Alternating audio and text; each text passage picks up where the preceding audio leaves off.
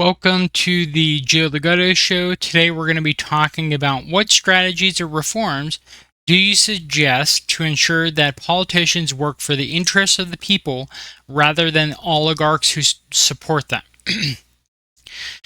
One thing we should look at is loose versus strict cultures when trying to answer this topic. In a loose culture, really anything goes. People can do what they want. They have a very permissive culture. And in a strict culture, people are held to account. They have rules and regulations they have to follow, right? And the West, particularly places like America, are great examples of loose cultures. Really anything goes in the West. Extremely permissive, shockingly permissive. I remember reading earlier that a decade ago, politicians were against gay marriage, including people you would know like former President Obama. And nowadays, you have drag queen story hour where people are dancing provocatively in front of children. And so things have changed a lot in Western society. They've become far, far, far, far more permissive, even just in the last decade. I would almost go so far as to say, especially in the past decade. And this permissiveness means that people aren't held account for their actions because we've lost track of moral absolutes. There's nothing really that's morally correct or morally wrong anymore. Everything is morally relative. And because of that, it's really difficult to hold politicians to account because we don't really believe anything is wrong. And if we do believe anything is wrong, we don't hold people accountable for their actions anyways. We just kind of give them a slap on the wrist. And so I think part of my suggestion to answer this question is we have to be a much stricter culture. We have to have some fundamental, foundational beliefs about what is right and what is wrong in Western civilization. And I would go so far as to say that there is not a single government official in any position of influence who would go on record answering what is right and what is wrong in Western cultures. And because of that, we can't really hold people to account. Because what is there to hold to account? If the politicians work for the oligarchs, I mean, so what? Nothing is morally right, nothing is morally wrong. And so, to start off with, you have to have some type of moral values if you want to hold people to account, whether that's politicians or you're just average person.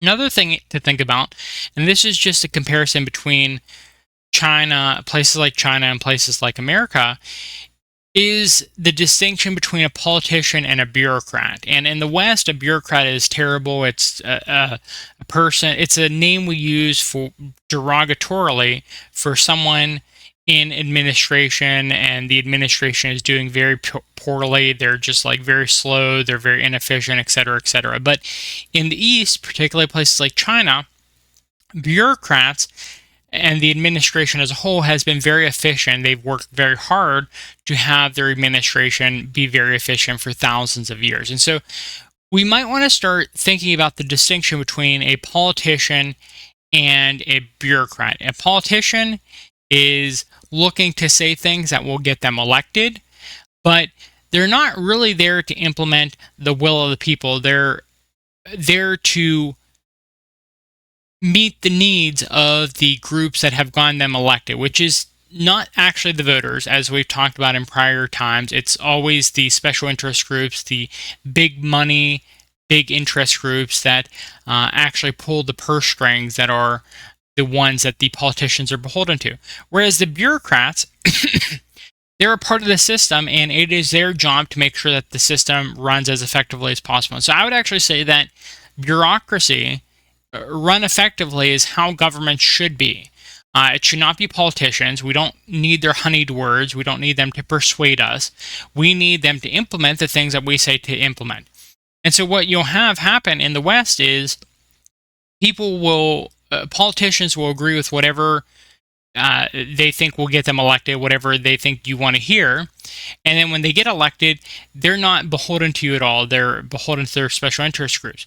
Whereas the bureaucrat, they're not looking to be elected because in a lot of cases, the bureaucrats aren't elected at all in any way, shape, or form. Their job is to implement the will of the people. And so they hear what you want to have done, and they figure out the best way to implement it within the system. And that's a really different perspective on how government should work. And I would tell people from Western societies to really think about that. Do you want your government officials to be politicians, or do you want them to be bureaucrats? And oftentimes when we think of like the deep state, the unelected officials that run American government, we're actually thinking of bureaucrats. And the bureaucrats, I would say, the reason they're a problem in the Western system is because of the fact that we don't actually understand that it's not the politicians with their honeyed words that are running the show. It's the underlying bureaucrats that are running the show in Western society. And so I think if we have bureaucrats that we're aware of in charge, and that they're there because of the fact that they're very effective and very efficient at implementing the will of the people, then I actually think that that type of bureaucrat would actually be very effective in Western society. All right, so we've talked about loose versus strict cultures and politicians versus bureaucrats when discussing strategies and reforms to make sure that politicians work for the interests of the people rather than the oligarchs who support them. Other things to think about, and this is related to the last topic about politicians versus bureaucrats, but we have to think about the non-transient or transient nature and kind of put that on a continuum about how transient you want it, because at the end of the day, because we're all mortals, everything is transient. Whoa, totally tubular, right? But do we want our officials to be in office for a short time and potentially be up for a re-election, or do we want them to be in office for a long time and maybe have mechanisms to remove them if they're not doing a good job? And I would argue that the latter is actually a better system. Making sure that politicians they have enough time to become experienced at their job in order to effectively do their job, I think is extremely important. And it's really weird to think about that. We think of things like term limits as an effective tool to get rid of incompetence, but really what it ends up doing is it gets rid of the competent people, whereas term limits, if you're able to, if you're one of the unelected officials behind the scenes, you're just able to get another politician elected who will do the same thing that you'd wanted previously. And so I'm not the biggest fan of things like term limits. I'm not the biggest fan of terms in general. I think that if people are doing a poor job, you just get them out of office immediately, and you have mechanisms to do that. And so, but what you do want is you want people in that office for as long as they're actually capable of doing the job. And ideally, they would also do succession planning so that there's another person that can take over the job after they're gone for whatever reason as well. But the transient nature is a major reason that politicians work for the interests of oligarchs instead of the people, where they are in office for 2 years or 4 years, and they either need a job after office or they need to be reelected. And so they need the purse strings of the oligarchs in order to be reelected or to get a cushy consulting gig after their job as a politician is over. And so for them, they are not only working to the interests of the oligarchs because of the fact that the oligarchs got them elected, but they also have to think in the long term that if being a politician isn't a long-term gig, what are they going to do after that? Are they going to try to go for re-election? Are they going to, if they're allowed to go for re-election, or are they trying to get a job after that? And they need the oligarchs, not only for the actual election itself, but also for what comes after their term in office. And so the transient nature actually is very beneficial for the oligarchs and very bad for the people because, I mean, what reason do they have to do a good job for the people? The worst that can happen is they don't get reelected, and that's if they even have another term that they're able to stand up for. If they're not able to go up for another term, then obviously in all cases, in all instances, it's a good idea to do what the oligarch says because they can give you very cushy consulting gigs after your term is up. And we see that nonstop, where people make hundreds of thousands of dollars for one guest speaking event for JP Morgan or some other, I don't know, just I'm using random examples. But you'll see former presidents, former officials who they'll just do one gig and they'll make a ton of money off of it. And it's like, well, this was an hour-long speaking engagement. Why do you need tens of thousands, hundreds of thousands of dollars from this one speaking engagement? And it really is a matter of these various organizations are telling the politicians and former politicians what a great job they did in order to